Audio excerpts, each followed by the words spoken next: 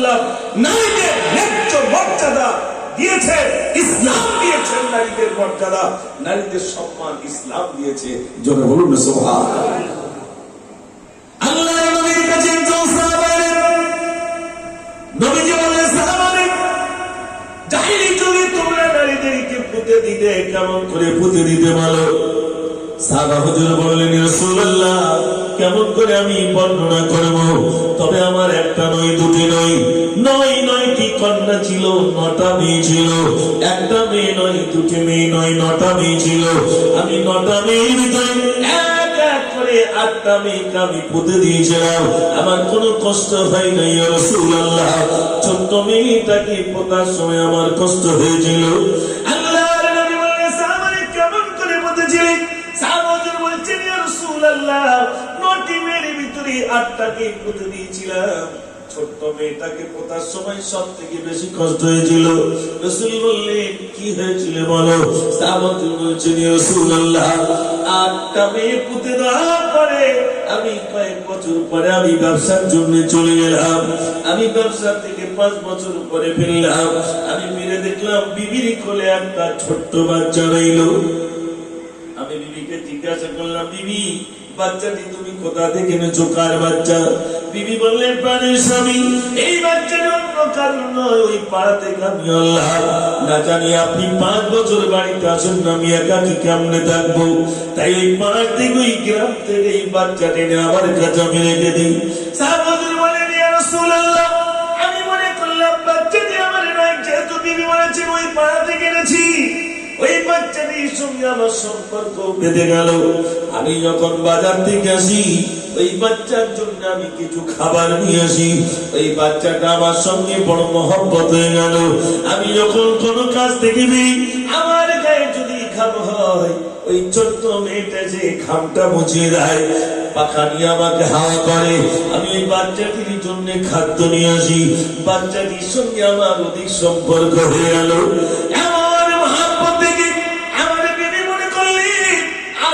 বাচ্চাটাকে মারবে না। বিবি বলে ফেললেন, প্রাণের স্বামী, ওই বাচ্চাটি অন্য কারণ নয়, ওই বাচ্চাটি হলো আপনার কলিজার টুকরি মেয়ে। এতদিন বলিনি, এবার বলেছি, যেহেতু মহব্বত করে গেছে তো, যেবার বলেই দেখি না, ও স্বামী ওটা অন্য কারণ, ওটা আপনার। আর বিবি তো বলে দিতে পারে সন্তান কার, নাকি ভাই? তিনি বলে দিতে পারে। সোনার মেয়ে সাহাবাজুর বলছেন, ইয়া রাসূলুল্লাহ, যেই না শুনলাম আমার কলিজার টুকরি মেয়ে আমার মাথার উপরে আগুন চেপে গেল। আমি মনে মনে করলাম, নারীর অভিশাপ, নারীদের রাখা যাবে না, রাখা যাবে না। আমি কি করলাম, বাড়ি থেকে একটা শামশিরা নিলাম, কোদাল নিলাম, মরুভূমিতে চলে গেলাম।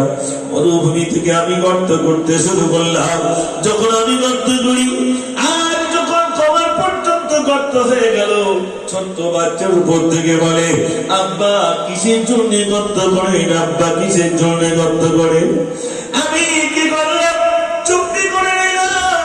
বুক পর্যন্ত যখন গর্ত করা হয়ে গেল, ছোট্ট বাচ্চার উপর থেকে বলে, আব্বা আর গর্ত করতে হবে না, আপনি উঠুন, বাকি গর্তগুলো আমি করে দেব। সাহাবা হুজুর বলছেন, ইয়া রাসূলুল্লাহ, সুযোগ বুঝে আমার বাচ্চাটাকে আমি ওই গর্তের ভিতরে নামিয়ে দিলাম। উপর থেকে বাড়ি দিয়ে চাপা দিতে শুরু করলাম। বাড়ি যখন দিতে শুরু করলাম, তখন ছোট্ট মেয়েটি আমার দিকে তাকিয়ে বলেছিল, আব্বা, আব্বা কিসের জন্য আমাকে বাড়ি দিয়ে চাপা দেন? ইয়া রাসূলুল্লাহ, বাচ্চাটি আমার দিকে বারে বারে তাকায়। আমি কোনো কথাই বললাম না। আমি মনে করলাম নারীর অভিশাপ। আমি নারীদেরকে এমন করে আমার ওই বাচ্চাটির গলা পর্যন্ত যখন বাড়ি দিয়ে চাপা দিলাম, ছোট্ট বাচ্চাটি তাকিয়ে বলেছিল, আব্বা আমার দম লেগে যায়, আব্বা কিসের জন্য আমাকে চাপা দিচ্ছেন? আব্বা আমার দম লেগে যায়। আমি কি করলাম, কোনো দিক না তাকিয়ে আমি শুধু মনে করেছিলাম নারীর অভিশাপ, নারীদের রাখা যাবে না। ইয়া রাসূলুল্লাহ, আমার একটা মেয়ে নয়, দুটি মেয়ে নয়, 9টি মেয়েকে আমি পুঁতে দিয়েছিলাম। ইয়া রাসূলুল্লাহ, আমার কি খবর হবে? আল্লাহর নবী বলেছেন, ইসলাম কবুল করার পূর্বে যত অন্যায় করেছো, ইসলাম কবুল করার সাথে সাথে আল্লাহ তোমাকে ক্ষমা করে দিয়েছেন বটে, কিন্তু কোনদিন নারীদেরকে বেইজ্জতি করবে না। নারীদের সম্মান স্বয়ং মহান রব্বুল আলামিন নারীদের ইজ্জত দিয়েছেন, সম্মান দিয়েছেন। এর জন্য বলুন না সুবহানাল্লাহ। যে যুগে নারীর সম্মান ছিল না, সে যুগে ইসলাম নারীর সম্মান দিয়েছে। আজ আমরাও প্রতিবাদ করেছি, শুধু প্রতিবাদ আর্যিকর নিয়ে নয়, প্রতিবাদ করতে হবে। আজ প্রতিবাদ বিশেষ করে আপনারা সবাই জানেন ওয়াকফ সম্পত্তি দখল করার জন্য একটা বিল পাস হচ্ছে। এটা আপনারা সোশ্যাল মিডিয়ায় দেখেছেন। এর জন্য আমাদেরকে আর কাল দিনটা রয়েছে আপিল করার। এই বিল যদি পাস হয়ে যায়, যত হিন্দুস্তানের বুকে ওয়াকফ সম্পত্তি রয়েছে সব দখল করে নিয়ে মসজিদ মাদ্রাসাগুলোর উপরে বিরাট ভাবে আঘাত আসতে পারে। আমরা দোয়া করব আল্লাহর কাছে, আল্লাহ এই বিলটা যাতে পাস না হয়। আপনারা দেখেছেন আসামে ডিটেনশন ক্যাম্পে যারা সেখানকার নাগরিকত্ব পাওয়ার পরেও, যারা এনআরসিতে তাদের কাগজপত্র সব শো করার পরে, তারপরে তো তাদেরকে ডিটেনশন ক্যাম্পে নিয়ে গেছে। সন্তান স্ত্রী কাঁদছে, আপনার অবাক হয়ে যাবে। মানে স্ত্রী রয়েছে, স্বামীকে ধরে নিয়ে গেছে, আবার স্বামী রয়েছে, স্ত্রীকে ধরে নিয়ে গেছে। মুসলমানের উপরে বিভিন্ন দিক দিয়ে বিরাট জুলুম আর অত্যাচারের বিরাট একটা আপনার ঝোড়ো হাওয়া বইছে। না জানি সেই ঝোড়ো হাওয়ায় কি হবে, আল্লাহ বেহতার ভালো জানেন। তাই সকলের কাছে অনুরোধ, আসুন ফিরে আসি, প্রতিবাদ যেমনি করতে হবে রাসূল কারীম সাল্লাল্লাহু আলাইহি সাল্লামের সুন্নাহগুলো নিজের জীবনে আঁকড়ে ধরবো। সাহাবায়ে কেরাম আজমাইনগণ জিহাদের ময়দানে চলে গেছে, যুদ্ধের ময়দানে চলে গেছে, তবু নামাজ তারা পরিত্যাগ করে নাই। জোরে বলুন না সুবহানাল্লাহ।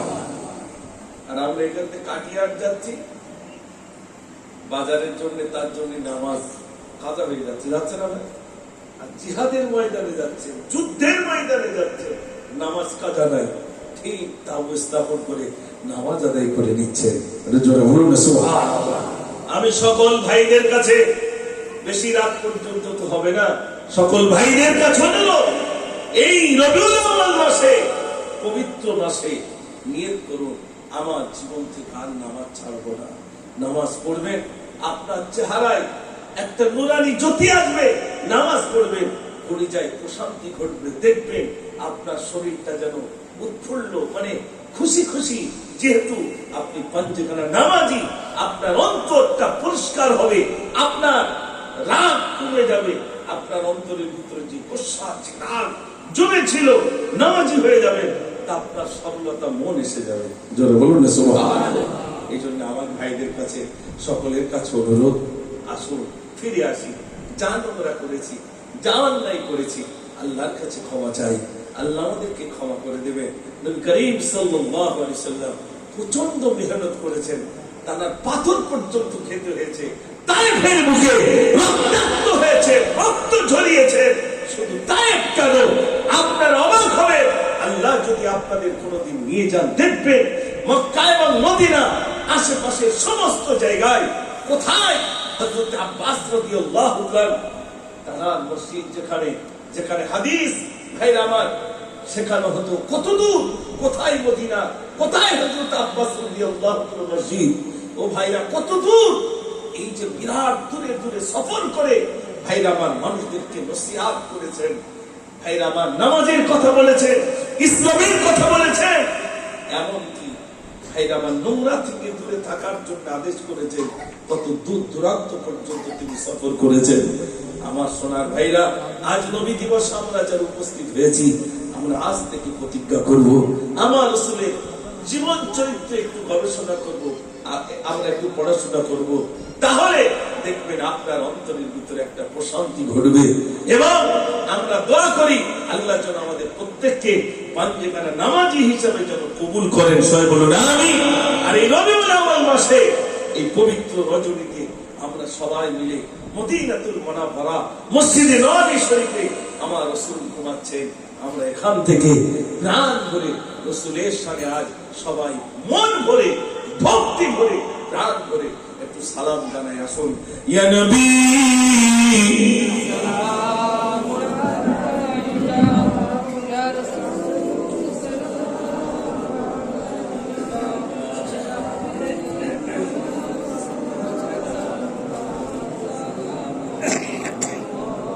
নবীজি আবা আব্দুল্লাহ নবীজি আম্মা আমিনা নবীজি দুধমা হালিমা নবীজি রওজা মদিনা নবী সাল্লাল্লাহু মোহাম্মত করে বলো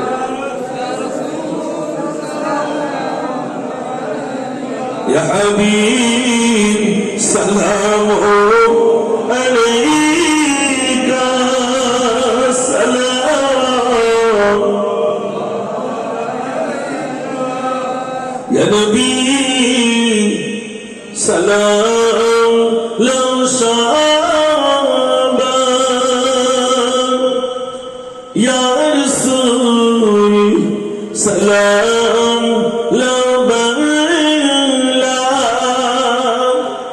ইয়া হাবিব সালাম লাউ উম্মা মুরাজি বড়ই গুনাহগার নবী সাল্লাল্লাহু ইয়া রাসূল ইয়া হাবিব সালাম সালাওয়াতুল্লাহ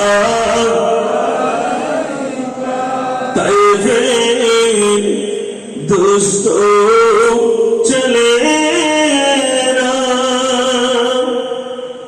মোর নবীকে পাগল ভুলিয়া মরিল পত চুড়িয়া উঠিল আরশ কাঁপিয়া নবী সাল্লাল্লাহু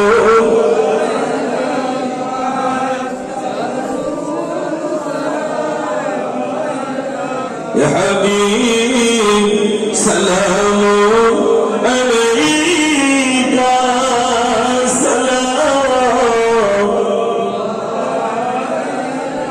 সকলে সকলে ইয়া রাব্বি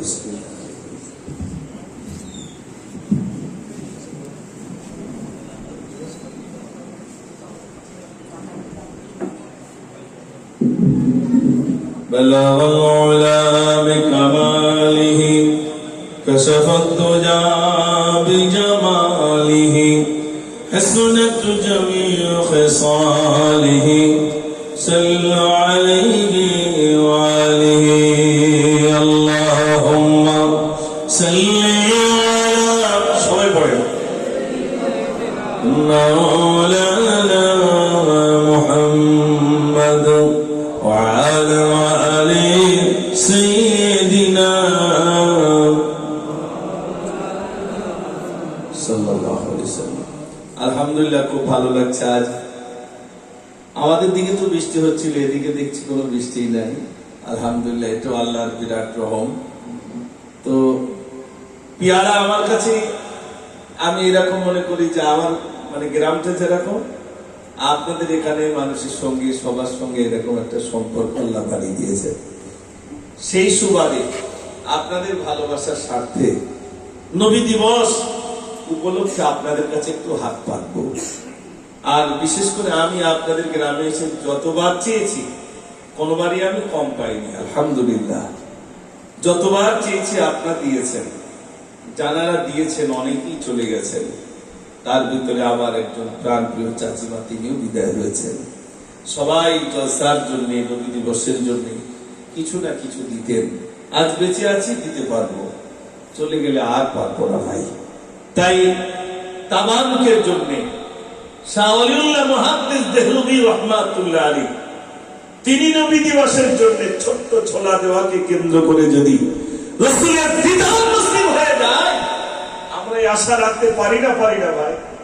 আমরাও মানুষের জন্য একটু খানা পিনার ইন্তজাম করব, আল্লাহ যেন আমার প্যার নবীর দিদার আমাদের স্বপ্ন যুগে নসিবে কবুল করেন। সবাই বলুন আমিন। আল্লাহ যেন তার চার মুখখানা দেখার তৌফিক আমাদের নসিবে কবুল করেন। সবাই বলুন আমিন। কি আছেন একটু বলুন যে ইনশাআল্লাহ আমি কিছু অর্থ দেব, কি চাল দেব, কি ডাল দেব, কি আলো দেব, একটু বলুন। গত বছরে কে কি দিয়েছিলেন আমি জানি না, নবী দিবসের জন্য একটু হাত আপনাদের কাছে পাতলাম। বলুন, বিরাট তো কিছু নয়, 10 হাড়ি হচ্ছে, 10 হাড়ি।